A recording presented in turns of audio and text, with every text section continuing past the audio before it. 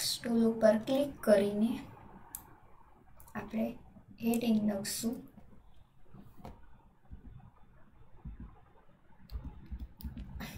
Online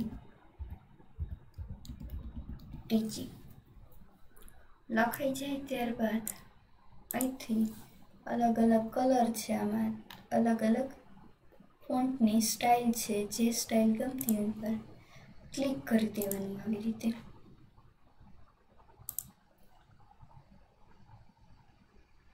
અહીંથી એની size છે, નાની મોટી સાઈઝ લઈ લેવાની, જેવડી રાખવી હોય તમારે એવડી રાખી લેવાની.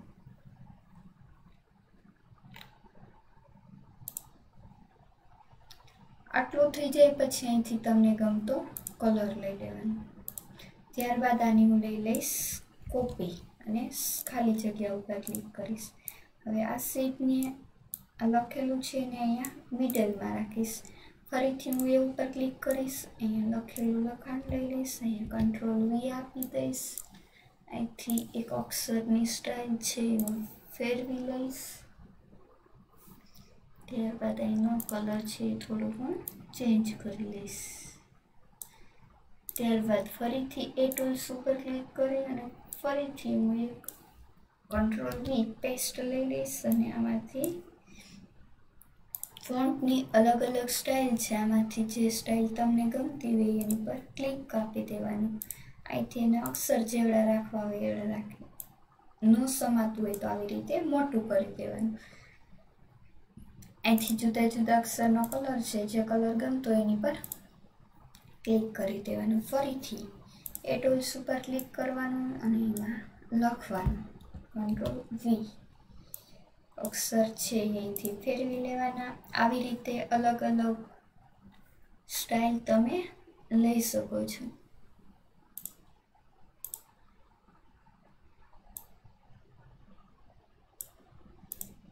ફરીથી સિલેક્ટ કરું, કંટ્રોલ વી આપું, લખેલું લખાણ છે સિલેક્ટ કરું. અહીંથી અલગ અલગ ફોન્ટના કલર છે,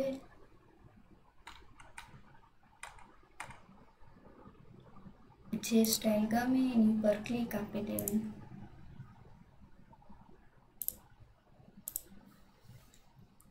હજી એકવાર અહીંયા સિલેક્ટ કરી કંટ્રોલ વી, ત્યારબાદ સિલેક્ટ. અહીંથી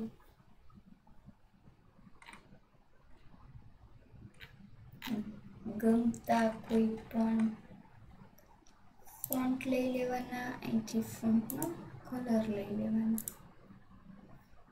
હજી એકવાર અહીંયા કંટ્રોલ વી, આમાં ખાલી હું કલર ફેરવું છું, ગમતો એ કલર લઈ લેવાનો. ઓકે, આટલું થઈ જાય. હવે જે મેજિક શીખવાનું છે તે છે રેક્ટેંગલ શેપ ઉપર ક્લિક કરવાનું. ત્યારબાદ આ બંને કલર છે એ સેટ રાખવાના. પહેલો કલર છે પિંક રાખ્યો અને બીજો કલર છે ગ્રીન રાખી દો. ત્યારબાદ આઉટલાઇન કલર છે એમાં આપણે પહેલેથી કરીએ સોલિડ કલરથી લઈએ અને નીચે આમાં પણ સોલિડ કલર લેશું. હવે આપણે અહીંયા રાઉન્ડ આવી રીતે કરશું. તો જો સોલિડ કલરમાં કાંઈ થતું નથી. કંટ્રોલ પ્લસથી લાઈન છે એ કેવી થશે? મોટી થશે. અહીંયાથી આપણે જુદો કલર લઈ લઈએ. સોલિડ ફિલ્ડમાં જો રાખું ને તો બધું બ્લેન્ક થઈ જાય, પણ જો અહીંથી આપણે કલર ફેરવીએ છું તો તમને અલગ અલગ પેટર્ન જોવા મળશે. હવે આઉટલાઇન કલર પાતળી કરવી તો કંટ્રોલ માઇનસ.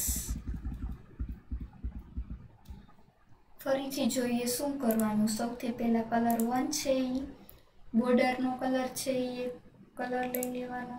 ત્યારબાદ એની અંદર ફિલઅપનો જે કલર છે એ કલર એક લઈ લેવાનો. ત્યારબાદ આઉટલાઇનમાં જવાનું અને આપણે અહીંથી બીજી એટલે કે ક્રેન લેશું. તો અહીંયા પણ ક્રેન કલર લઈ અને આની ઉપર આપણે આવી રીતે આઉટલાઇન કરશું. હવે આઉટલાઇનને જાડી કરવી તો કંટ્રોલ પ્લસ. આઉટલાઇનનો કલર ફેરવું એટલે તમને આઈડિયો આવે.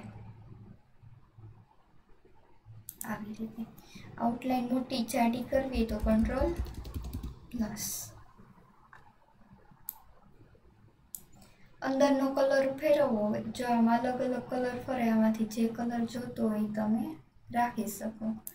અંદરનો કલર પણ આવી રીતે તમે ફેરવી શકો છો.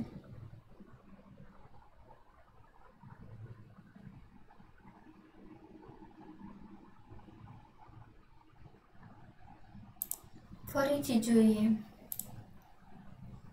રાઉન્ડેડ રેક્ટેંગલ ઉપર ક્લિક રાખીએ, એક ચોરસ દોરીએ અને પેલા આઉટલાઈન ફેરવીશ. માર્કર પેન રાખીએ, તો અંદર માર્કર પેન રાખશો તો નહીં બહુ દેખાય. જુઓ,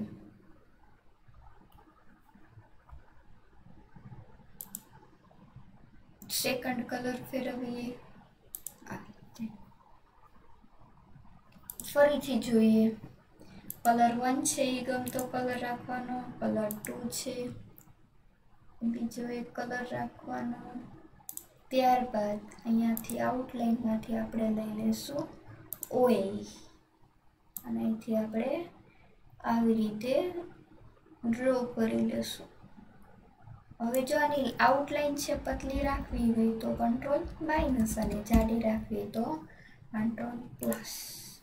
ત્યારબાદ ફરીથી અહીંથી એક કલર ગમતો લઈ લેશું, આઉટલાઈન કલર એક ગમતો લઈ લેશું અને અહીંથી લઈ લેશું નેચરલ પેન્સિલ અને આમાં પણ લઈ લેશું નેચરલ પેન્સિલ. ત્યારબાદ અહીંયા આપણે આવી રીતે ડ્રો કરશું.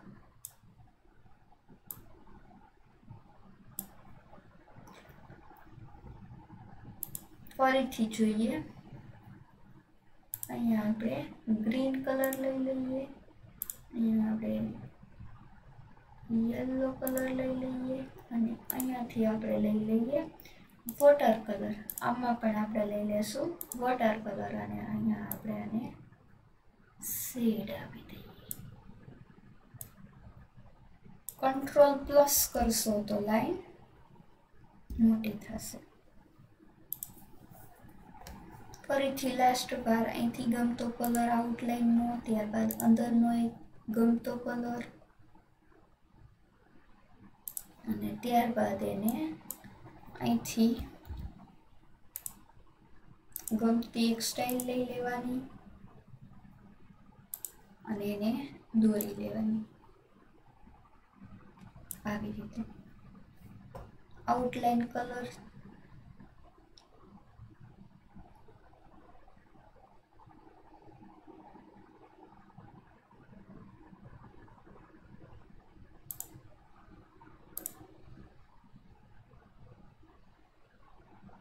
નો આઉટલાઈન કલર પણ તમે ફિલ વિથમાં જઈ અને નો આઉટલાઈનમાં પણ તમે આવી રીતે આપી શકો છો.